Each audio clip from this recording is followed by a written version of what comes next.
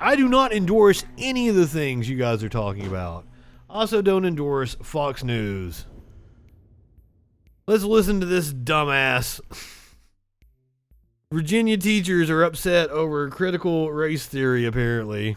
We've seen multiple things go down at board meetings in this Loudoun County, Virginia. I'm going to assume it's probably like a rich fucking suburb of D.C. County, Virginia are joining a lawsuit against the district's transgender policies. This suit coming after PE teacher Tanner Cross was ousted for saying this back in May. Listen. I love all of my students, but I will never lie to them regardless of the consequences. I'm a teacher, but I serve God first, and I will not affirm that a biological boy can be a girl and vice versa because... How did I know that? How did I know that? How did I guess that it was a fucking rich suburb of D.C.? It's against my religion. It's lying to a child. Fight for Schools Executive Director and former DOJ official Ian Pryor joins me live to discuss. Ian, great to see you as always. Here is the teachers' argument, the ones that want to join this suit. Quote, they would be forced to communicate a message they believe is false. A truly tolerant society can permit such differences and accommodate all views, and so can a school district. Ian, why does the school district insist it cannot accommodate the views of these teachers? So the Alliance Defending Freedom wants to get teachers fired for teaching a curriculum. Does anybody see the problem with that? Well, because ultimately you have a school board that refuses to value the input of really all the community and a majority of the community. Look, we're not talking about a policy here that prevents discrimination or prevents bullying or things that absolutely everyone agrees with. Those policies are already on the books. This is an accommodation that really only applies to a small group of people.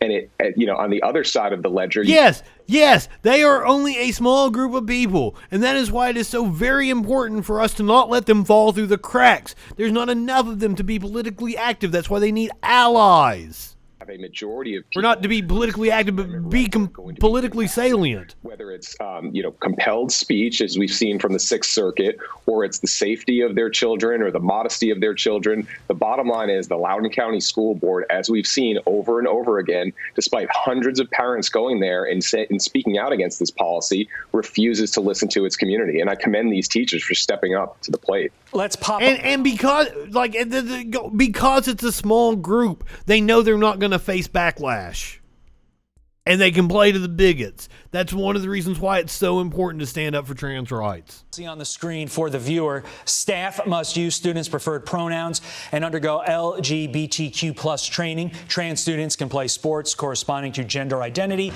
Trans students can use bathrooms corresponding to gender identity. In the first minute and a half of this segment, Ian, we've both referenced the parents and the school board. Parents and school board. Doesn't sound controversial to me. What do the kids think about this? Because ultimately, at the end of the day, education's about the kids. I am going to guarantee you that the kids are on the trans student side. Guarantee. Now, are there going to be handfuls, pockets of fucking idiot-ass kids that have been indoctrinated by their parents to hate other people? Yes, but the majority of the children are going to be on the side of the trans students. Promise you. Kids, right?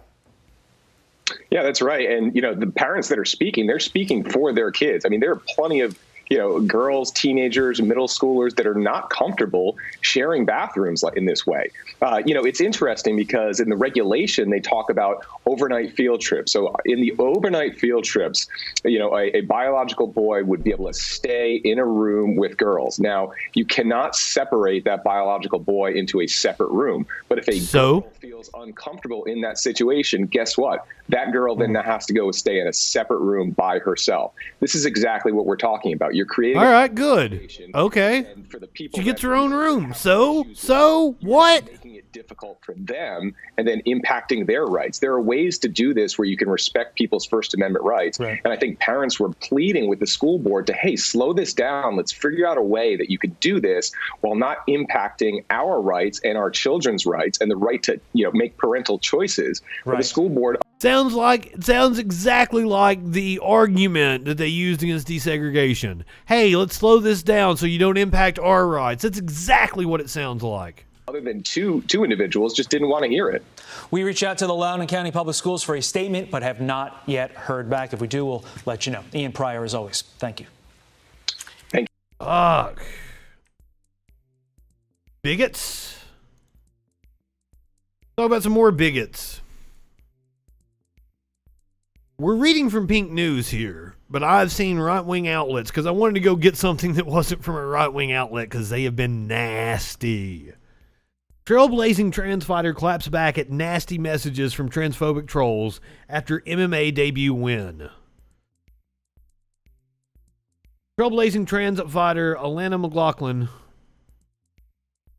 Alana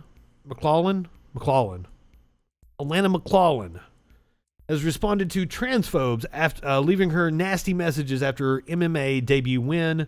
McLaughlin won her MMA debut fight. Was this on the fucking card? No, it was on Friday. Won her MMA debut against Frances Celine Provost on Friday. Provost landed multiple punches in the first round before McLaughlin.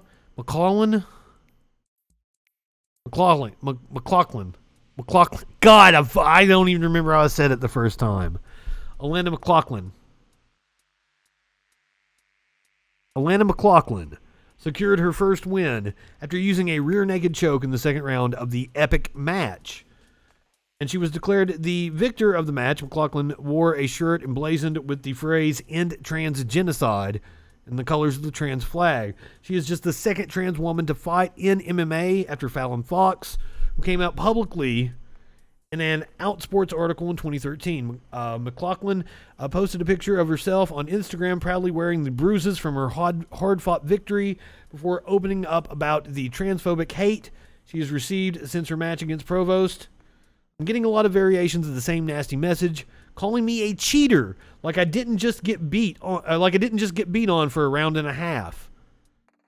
Y'all need to show Celine Provost some respect and take your concern trolling somewhere else. Oh, fucking smacked her down. Or smacked them down. She explained that Provost almost finished me more than once, and that the other fighter definitely won that first round on the scorecards. McLaughlin then declared this would be the only post she would make addressing transphobic comments about the match. Transphobes are just making my block hand stronger. In a pre-fight interview with The Guardian, Provost said she was unconcerned about her upcoming fight against McLaughlin. She also spoke out in support of her match rival, saying trans inclusion is a positive thing for MMA.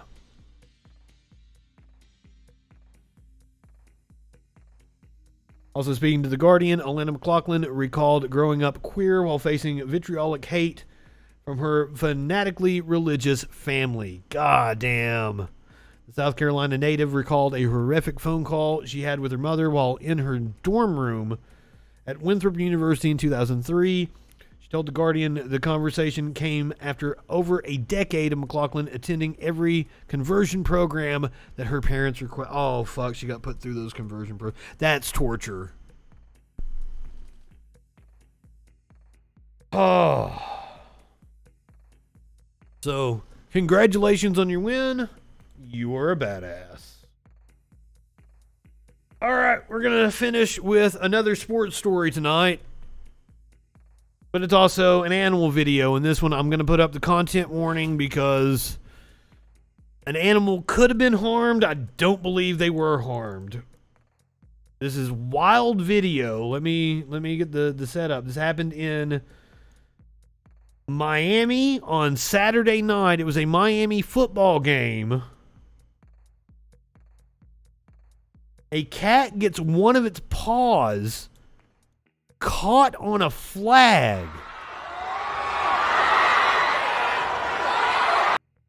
First of all, I'm amazed that there is a cat in a stadium. But the poor baby was probably scared as shit and was trying to find its way back out. I don't know how it got in there to begin with. But, like, if you're listening to the podcast right now, it is dangling from a balcony. It's a fucking, 20, 25 foot fall?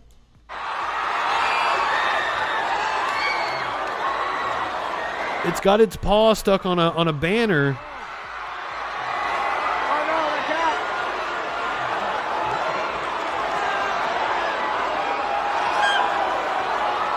So I believe they've got like a flag under it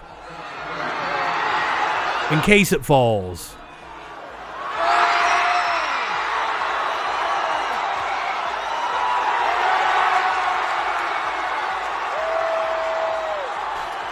Cat ate him up there.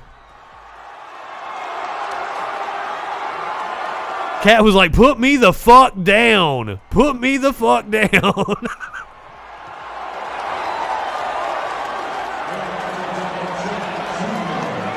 I don't know. These motherfuckers are acting like they've never met a cat before. I still can't. Fuck. I cannot believe this video.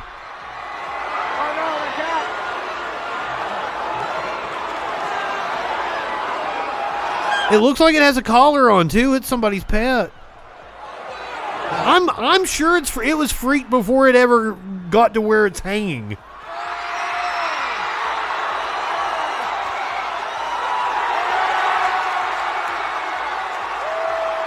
Yeah, the loud noise and holding him up like Simba and shit, that freaked him the fuck out. And that's why he's gonna scratch the shit out of you, dude. Not saying you deserved it, but like you should know like a cat's in. And see, that dude's like, oh, I was just trying to pet you, buddy. Like the cat don't know no better. The cat is freaked the fuck out right there.